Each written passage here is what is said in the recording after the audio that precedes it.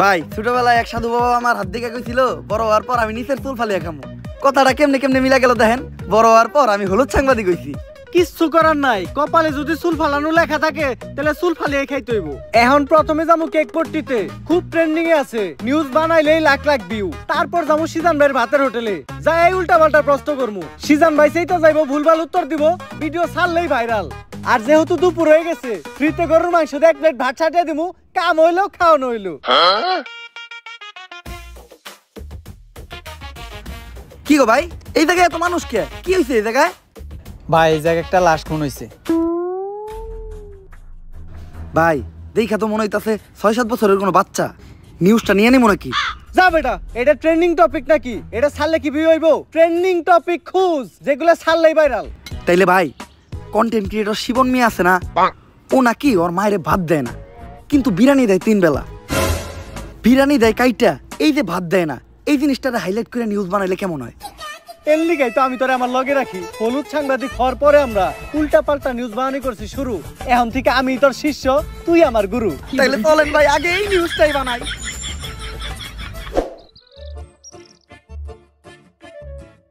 Sir sir sir দাঁড়ান, একটু দাঁড়ান। স্যার আপনি করে দেখে মনে হইতেছে আপনারা মিডিয়ার লোক। আমার ছোট্ট একটা বোন মাদ্রাসায় পড়ে, বয়স মাত্র 13। এক জানোয়ারের বাচ্চায় ওরে দর্শন করছে, কিন্তু কোনো বিচার পাইতাছি না। মিডিয়াই তো এই দেশের সব থেকে বড় শক্তি। স্যার আপনারা এই বিষয়টা নিয়ে একটা নিউজ করেন, যাতে আমি আর আমার বোন ন্যায্য বিচারটা পাই। আরে বেটা, এটা কি কোনো বিষয়? দর্শন তো এই দেশে প্রতিদিনই হয়, এটা নিয়ে নিউজ করার কি আছে? ট্রেন্ডিং কোনো বিষয় থাকলে কও, যেটা নিয়ে নিউজ করলে লাখ লাখ ভিউজ আইবো। এক কাজ করো, কেক বানাও আর নাইসে নাইসে কেক বিক্রি করো। এই নাও আমাকে কাট, যদি এটা আসলেই করো তাহলে যোগাযোগ করো, আইয়া নিয়ে ভিডিও বানাই দিয়ে যাবনি। আর এখন আমাকে সময় একটু কম, স্বপন মিয়ার পারিবারিক বিষয়ে আঙ্গুল দিতে হইব। জান ভাই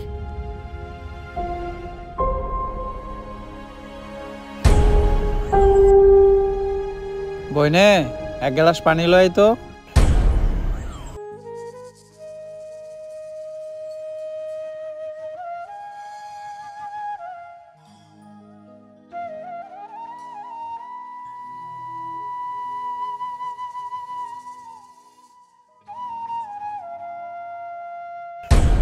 এই যে আমি আমার সব মার্বেল এনে রাখলাম, আমি যদি এই মার্বেলটা লাগাইতে পারি তাহলে তোর সব মার্বেল কিন্তু আমার, আর না লাগাইতে পারলে তোর সব মার্বেল আমার।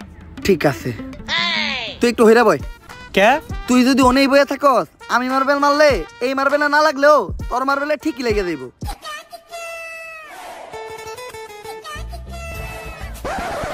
লাগে না, এই দে তোর সব গুড়ি দে। এনে এই কোটাকে? আমার কাছে তো এই কটা গুড়ি আছিল।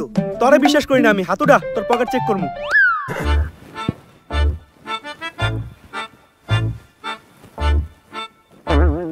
কিরে তুই মিছা তো কইলি কে? এই যে বড় বড় দুটো মার্বেল তুই তোর পকেটে লুকিয়ে রাখছস। ওই দুইটা স্যার আলাই কর, আমার পকেট ফুটা, তুই আমার পার্সোনাল মার্বেল হাত দিছস। আরেকটা মার্বেল আছে যেটা দিয়ে আমি মারছি, ওইটার সামনে ওই করতে পড়ছে।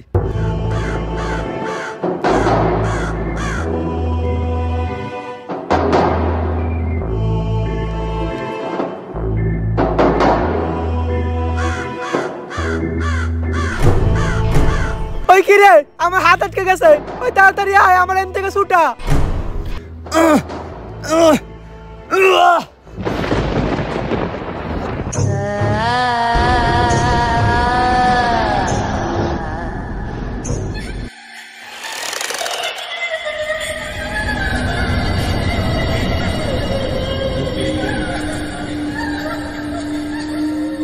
সন্ধানা মুক্ত হয়ে গেছে, কাউরে বাঁচতে দেব না, সবাই মরবি, তুই মরবি, তুইও মরবি, তোর নানি মরবো, আমি মরবো, সন্ধানা কাউরে বাঁচতে দেব না, সবাই মরবি, পালা, তাড়াতাড়ি পালা, তোরা সবাই পালা, মরবি। কে সঞ্জনা? আর কেন মারবো আমাকে সবাই? আরে ও পাগল, ওর কথায় ভয়টাই পাইস না ভাই। আর আমি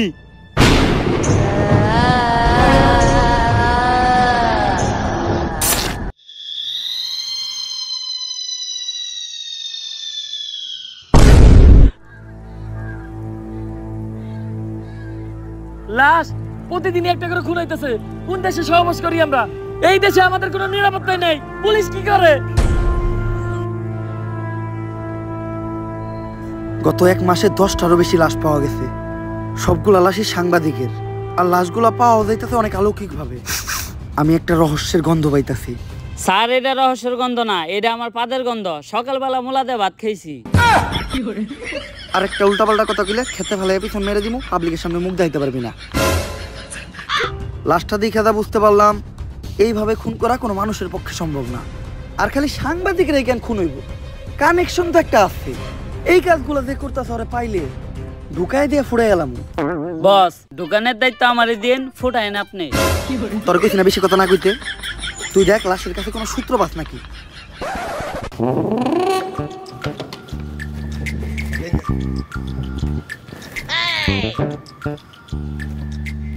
স্যার, কোনো সূত্রই তো পাইলাম না। ভালোভাবে দেখছস তো? কোনো কিছুই পাস নাই? না স্যার, লাশের পকেটে 500 টাকার কোনো নোটই আসিল না। বাই কর 500 টাকা নোট বাই কর। বন্ডামি কর পাট পার খেতে ফেলায় পিছন মেরে দিমু, পাবলিকের সামনে মুখ দেখাইতে পারবি না। কি মাইরা দিতে চাইছিলি তুই? এটা জানোস এটা কেসের কত বড় কাজে লাগবো? স্যার, আমার ভুল হয়ে গেছে, আপনি আমার মাফ করে দেন। যা, মাফ করলাম। আপাতত 2 প্যাকেট বিড়ি নিয়ে আয়। আপনি না কইলেন এটা কেসের কাজে লাগবো? এমনিতে আমার মাথা গরম, বিড়ি খেলে মাথা ঠান্ডা হইব। আর আমার মাথা ঠান্ডা থাকলে আমি কেসে মাথা খাটাইতে পারবো। এইভাবেই এটা কেসের কাজে লাগবো।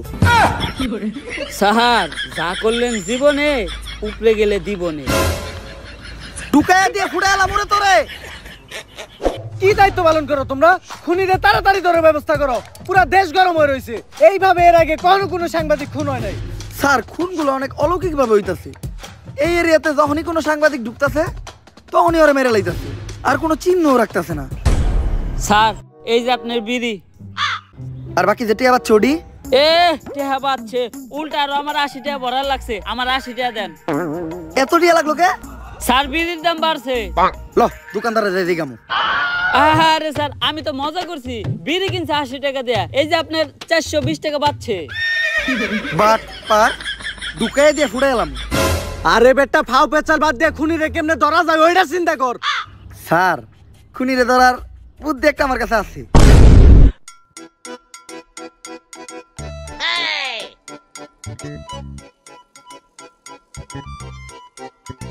স্যার, আপনারা দুইজন মিলে আমার এই বলিটা দিলেন। আরে তুই কোনো চিন্তা করিস না, আমি আর এসপি স্যার আছি। আমরা থাকতে তোর কিছু হইতে দিব না। আমার আমাকে জীবন দিয়ে হইলো তোরে বাঁচামু। এই তুই এনে থাক, আমার খুব মুতে ধরছে রে। স্যার, মুতে তো আমারও ধরছে। চলেন দুইজন মিলে এক লগে মুইতাহি। এই তুই এই জায়গার বিষয়টা দেখিস, আমরা একটু মুইতাহি। স্যার, আপনারা না কইলেন আপনারা আমার জান বাঁচানোর লিগে জীবন দিয়ে দিবেন? আরে বেটা, জীবন দিমু তো কইছি, মুতাটকা মতো কই নাই। থাক মুইতাহি।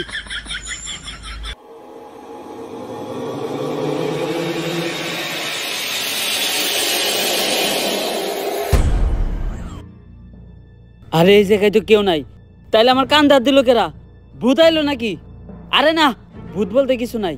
তেঁতুলের আসার টক, ভূতের নানিরে পক পক। কার নানিরে পক পক?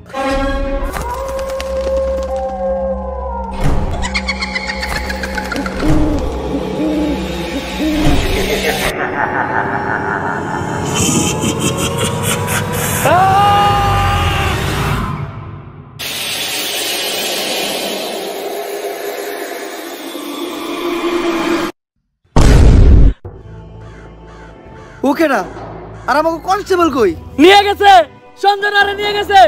বাঁচবি না, তোরা কেউ বাঁচবি না। সঞ্জনার রাত থেকে যদি বাঁচতে চাস, জলদি করে তারা তান্ত্রিক লালুর কাছে যা। কারণ তান্ত্রিক লালু ছাড়া সঞ্জনারে কেউ আটকাতে পারবো না। বাঁচবি না, তোরা কেউ বাঁচবি না। তোর নারীরা বাঁচবো না, আমি বাঁচবো না। যদি এই পাগলের কথাই সত্য হয়, তাহলে তো আমাকে তান্ত্রিক লালুর কাছে যাইতে হইব। কিন্তু তান্ত্রিক লালুটা কে? আমি চিনি, উনার নাম তান্ত্রিক লালু। উনার দুই পাশে থাকে 2 কালু, একটা একটু বেশি গালা আর একটা একটু কম। তান্ত্রিক লালুই হইল সব ভূতে গজম।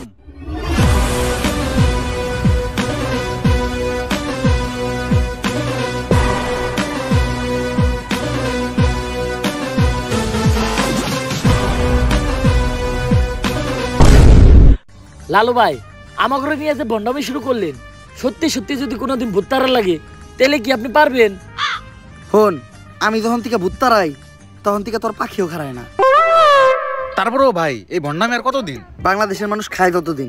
বাংলাদেশের মানুষ তো খায় না। 3 দিন ধরে ব্যবসা শুরু করছেন, বনি তৈল না। বাবা আমার বাসান বাবা, আমার বাসায় কি জানি হয়েছে, সারা রাত কে জানি হাটে, ডরে ঘুমাইতে পারি না। কাস্টমার আইছে, বনি হইব রে, বনি হইব, বনি হইব। তুই একদম সঠিক জায়গায় আসছস, চল।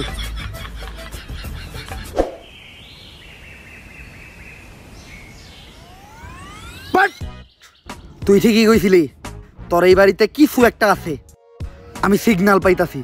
কিন্তু বাবা আমার বাড়ি তো এটা না, আমার বাড়ি তো আরো সামনে। আরে সামনে আর কি, ওইটার সিগন্যাল আমি এন থেকে পাইতাছি। আমার ক্ষমতা সম্বন্ধে তোর ধারণা নাই, আমি দাদা কমু তাই তাই মিলা দেবে। প্রতি রাইতেই তোর বাসার থেকে নুপুরের আওয়াজ আহে না রাইত তৈলেই টিনের সালে কেউ না কেউ ঢেল মারে না, তাইলে অন্তত ঘরের জিনিসপত্র ভাঙচুর করে। এটাও তো করে না। বুঝছি, তার মানে এই ভুট্টা অনেক ডেঞ্জারাস, তোর বাসায় যাওয়া যাইব না, এই জায়গার থেকে ওই ভুট্টারে তারাইতে হইব। ভূত তাড়ানোর লেগে যে জিনিসগুলো আনতে কইছিলাম ওই জিনিসগুলো আনছস? হ বাবা আনছি, এই নেন আপনার রুটি কলা আর মোমবাতি। কিন্তু লালু ভাই ভুট্টারাইতে আবার রুটি গলা লাগবো কেন? আরে ভূতটা আমি খালি মোমবাতি দিয়ে দাঁড়ামু, রুটিগুলো তো আমার নিজের খাওয়ার লেগে আনছি। নে তুই মোমবাতি এটা জ্বালা, আমি মনে মনে মন্ত্র পড়তাছি, মোমবাতি জ্বালানোর লগে লগে ভূতে নেয় হাজির হইব। লালু ভাই মম জ্বালাইলে কি আসলে কোনো ভূতাইবো?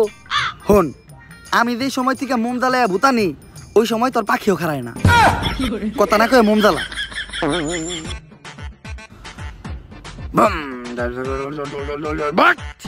আইছে, আমি স্পষ্ট দেখতেছি ওই জায়গায় আইছে। কানাই দেখছে, তার মানে ওই ভুট্টা তোর বাসা থেকে বাইরে হয়ে মোমবাতির ভিতরে আইছে।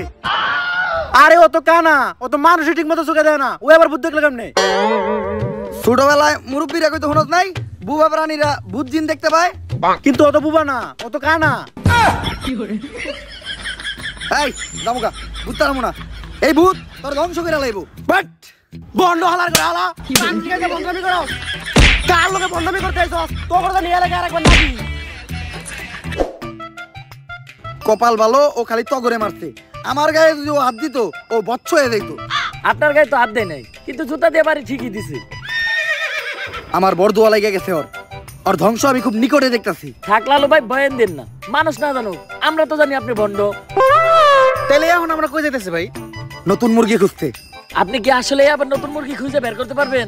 হন, আমি যখন থেকে নতুন মুরগি খুঁজে বাই করি তখন থেকে তোর পাখিও খারায় না, তোরা খালি আমার লগে তাল মিলাবি, দেখ আমি মুরগি কেমনে বাউ করি। বাট নতুন মুরগি পাইছি, অন্ধকার কালো ছায়া তোর মাথার উপর ঘুরঘুর করতেছে, শনি তোর খুব নিকটে। ভাঙতি নাই, সামনে যা। লালু ভাই ও তো আপনার ইঙ্গিত বুঝে নাই, ও তো শেষ। তোর উপর কিছু একটা ভর করে আছে, ও খুব তাড়াতাড়ি তোরে শেষ করে লাইব। তুই কহ রাইত হইলেই তুই ঘুমাইয়া যাস না? হ সকাল হইলেই তোর ঘুম ভাঙিয়া যায় না? হ। তার মানে তুই শেষ, তোরে আর কেউ বাঁচাইতে পারবো না। বাবা বাবা আপনি তো জ্ঞানের ভান্ডার বাবা, আপনি আমার সম্বন্ধে এত কিছু জানেন, আপনি পারবেন আমার বাঁচাইতে বাবা। তুই যেহেতু এত রিকোয়েস্ট করতেছস একবার চেষ্টা করে দেখি। রিকোয়েস্ট কই করলো? কইলো তো মাত্র একবারই। তোর বাবার দেহা রেখা মুইছা গেছে, ডাইনার দেহা। কি হাত দেখলাম আমি, এটা 5টা আঙ্গুল তোরাতে, এরকম হাত তো আমি জীবনে প্রথম দেখলাম। এই সমস্যার সমাধান শুধু একভাবে হইব, এই আংটি ব্যবহার করলে। আর এই আংটিটা কিন্তু কোনো সাধারণ আংটি না।